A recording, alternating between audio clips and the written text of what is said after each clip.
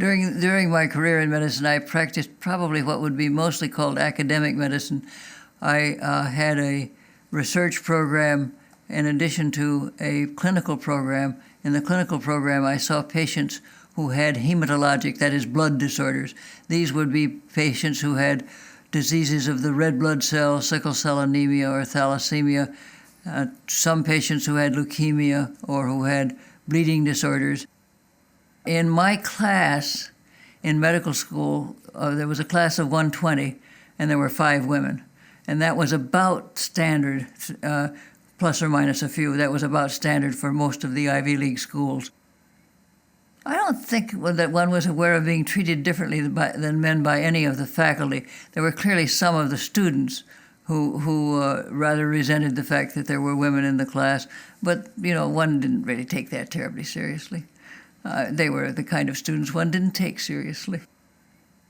I think that probably I was slower to be recognized academically than I would have been had I been a man, but I didn't really notice it, I never really cared about whether I was an associate professor or not.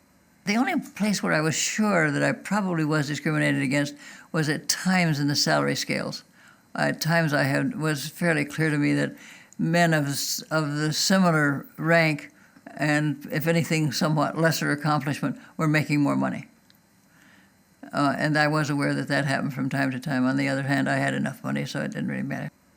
I was offered the position in San Diego because they wanted a chair of the Department of Medicine, and it again was a new school. My devotion has been to new things that were getting started. There was a lot to be done and a lot of new faculty to be recruited and a lot of building to be done.